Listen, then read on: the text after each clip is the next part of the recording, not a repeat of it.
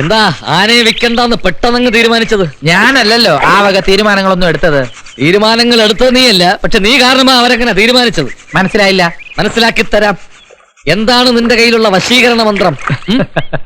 ആദ്യം അത് വെച്ച് ആനയെ പാട്ടിലാക്കി, ഇപ്പൊ പാട്ടുപാടി ഉടമസ്ഥയെ തന്നെ പാട്ടിലാക്കാൻ നോക്കുകയല്ലേ?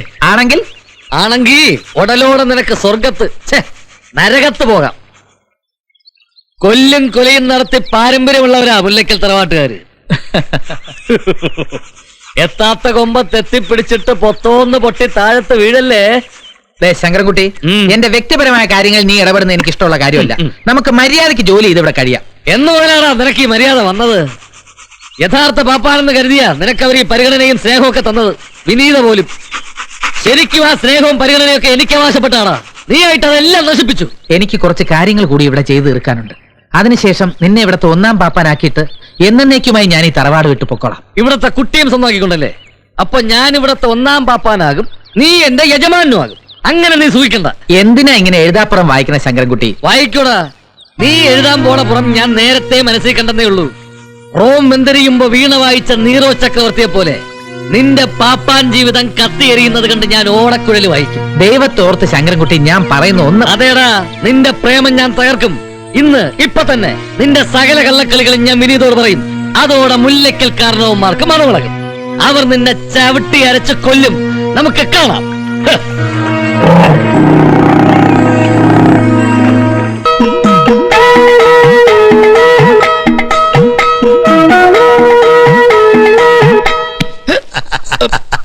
അത് ശരി.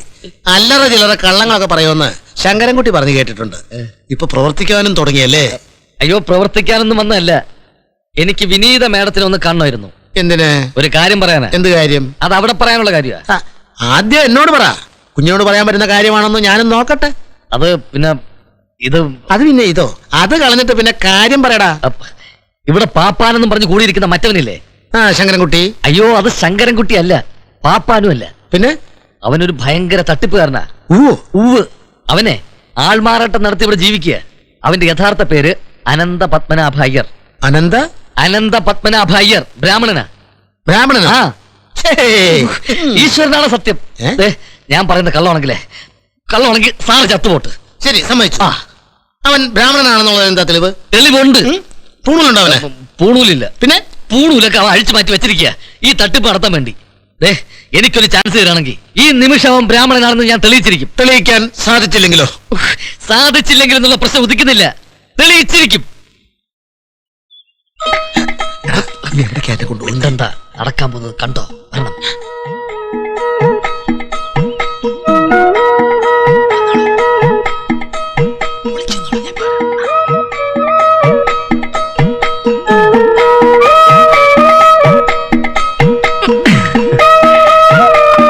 കൊലപാതകങ്ങൾ ഇന്ന് കുറെ ഉണ്ടല്ലേ പത്രത്തില്?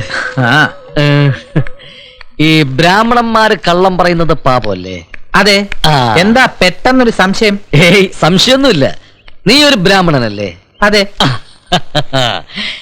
ഇനി പറ, യഥാർത്ഥത്തിൽ ഈ തെക്കേപ്പാട്ടെ ശങ്കരൻകുട്ടി നായരാരാ? എന്താ ശങ്കരൻകുട്ടി നായരാരാന്ന് പറ.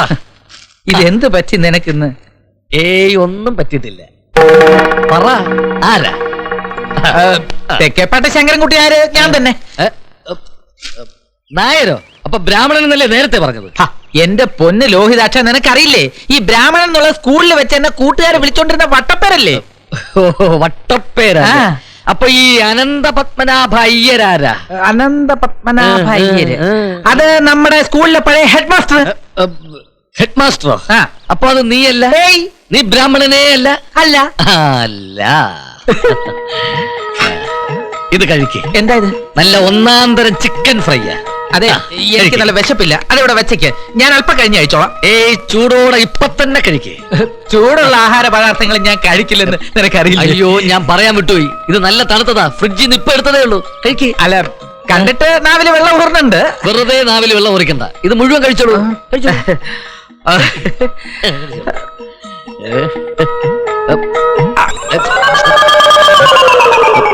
മാംസം നല്ല ടേസ്റ്റ് ഉണ്ട്. നീ കഴിച്ചോ?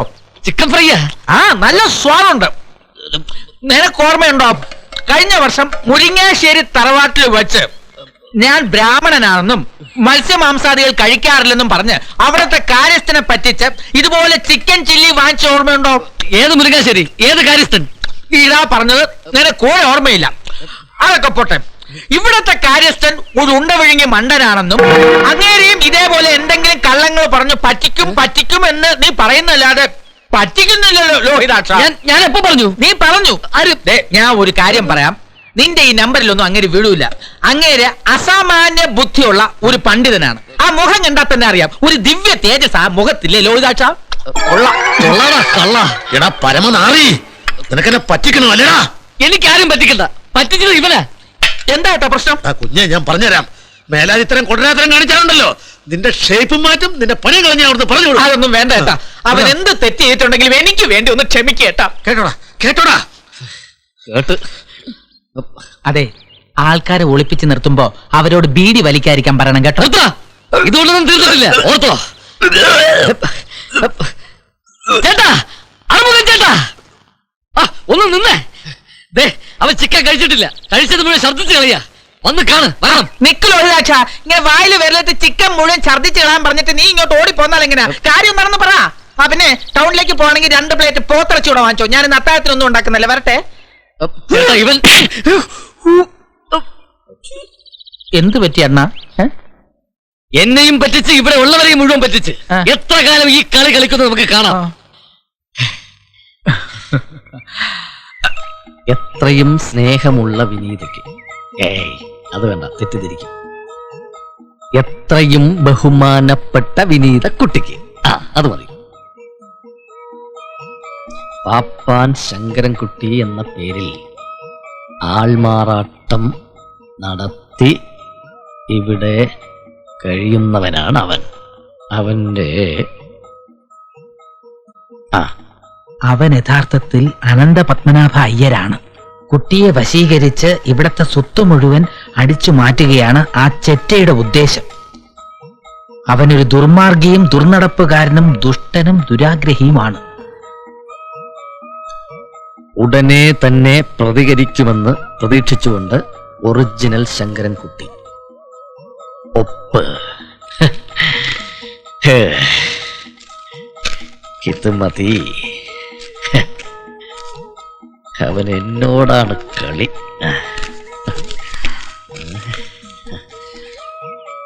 ഒട്ടിച്ച് തന്നെ കൊടുത്തു കളയാം, ഒട്ടിച്ച് തന്നെ കൊടുത്തു കളയാം.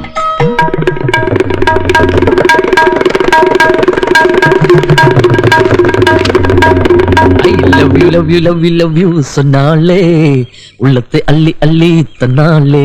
I love you, love you, love you, love you தன்னாலே உள்ளத்தை உள்ளத்தை അള്ളി അള്ളി തന്നാലേ. I love. എന്താടാ പിന്നെ? അല്ല, നമ്മുടെ ആന അവിടെ ഒന്നും കണ്ടില്ല, ഇങ്ങോട്ടെങ്ങനെ വന്നാ നോക്കിയായിരുന്നു. ആനയെ ആ, ഇവിടെ എങ്ങും കാണാനില്ല. മുറിക്കകത്ത് എങ്ങനെ ഉണ്ടാ നോക്കിയേ.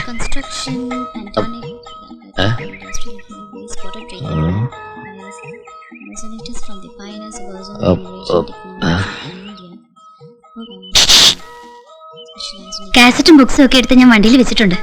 അമ്മാവൻ ചോദിക്കുകയാണെങ്കിൽ പറഞ്ഞേക്കെ, ഞാൻ ലൈബ്രറിയിൽ പോയിരിക്കാന്ന്. ശരി.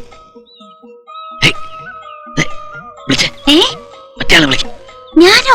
അവളെ വിളിക്കേ. അതെ, ഞാൻ.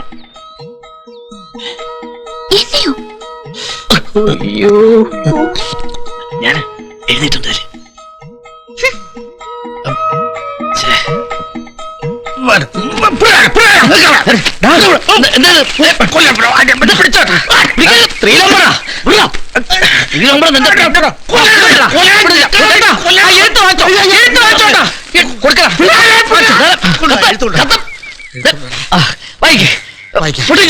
എന്തായാലും എല്ലാവരും ഇത് അറിയേണ്ടതാണല്ലോ. വായിക്കേ.